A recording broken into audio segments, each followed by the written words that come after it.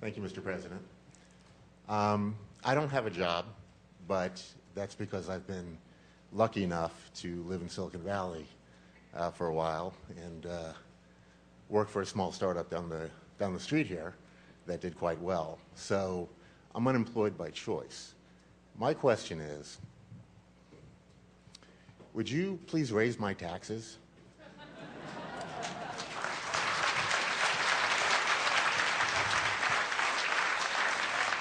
I would like very much to have the country to continue to invest in things like Pell Grants and infrastructure and job training programs that made it possible for me to get to where I am.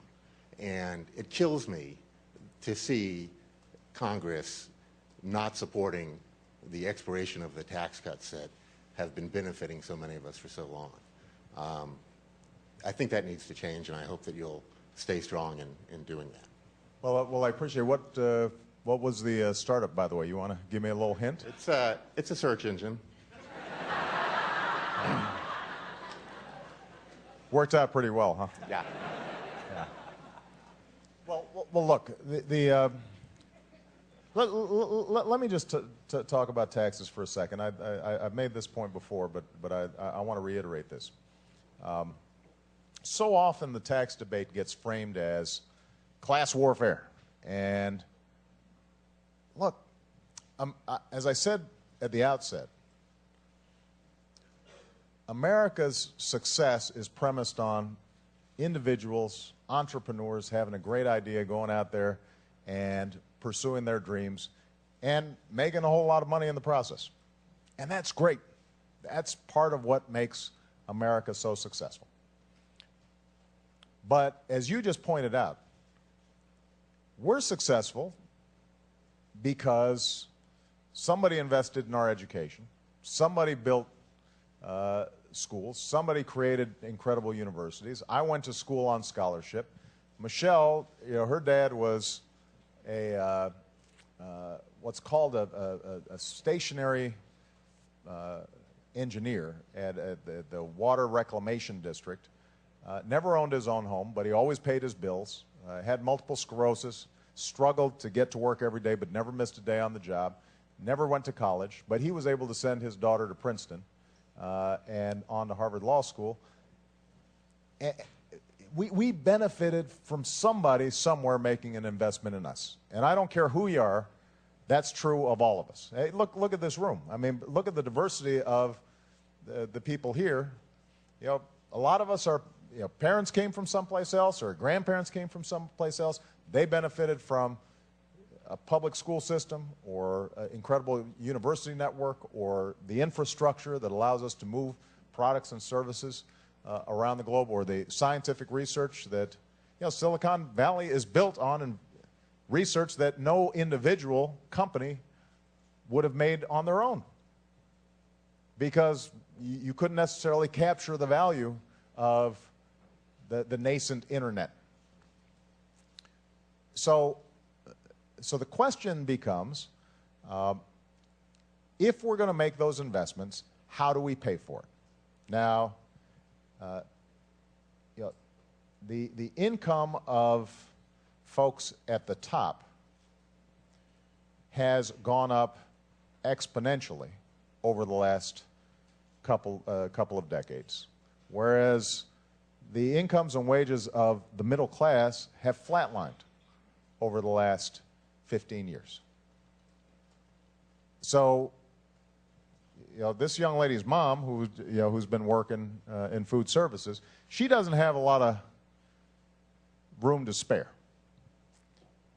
Those of us who've been fortunate, we do. And we're not talking about going to punitive rates that would somehow inhibit you from wanting to be part of a startup or work hard to be successful. We're talking about going back to the rates that existed as recently as in the 90s, when, as I recall, Silicon Valley was doing pretty good. And well-to-do people were doing pretty well. And it turns out, in fact, during that period, the rich got richer. The middle class expanded. People rose out of poverty because everybody was doing well. So this is not an issue of do we somehow try to punish those who've done well.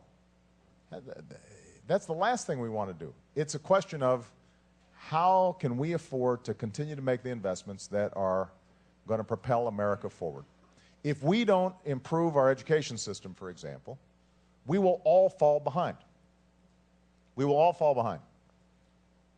That's just that's a fact. And the truth is that on every indicator, from college graduation rates to math and science scores, we are slipping behind other developed countries. And that's going to have an impact in terms of if you're a startup, are you going to be able to find enough engineers? It's going to have an impact in terms of is the infrastructure here good enough that you can move products to market? It's going to have an impact on your ability to recruit top talent from around the world. And so, we all have an investment in improving our education system. Now, money is not going to solve the entire problem. That's why we've initiated reforms like Race to the Top that says we're going to have higher standards for everybody. We're going to not just have kids taught to the test, but we're going to make sure that we empower teachers, but we're also going to hold them accountable and improve how we train our principals and our teachers. So we're willing to make a whole bunch of reforms, but at some point, money makes a difference. If we don't have enough science teachers in the classroom, we're going to have problems. Somebody's got to pay for it. And right now, we've got the lowest tax rates we've had since the 1950s. And some of the Republican proposals would take it back as a percentage of GDP back to where we were back in the 1920s. Well, you can't have a modern industrial economy like that. So, so I appreciate your sentiment. I appreciate the fact that you recognize we're in this thing together. We're not on our own. And those of us who've been successful, we've always got to remember that. I know a lot of people in that same situation, and every one of them has said to me that they would support an increase in their taxes. So, please. Well, we're going to get to work. Thank you. Thank you. Thank you for your question. Next question was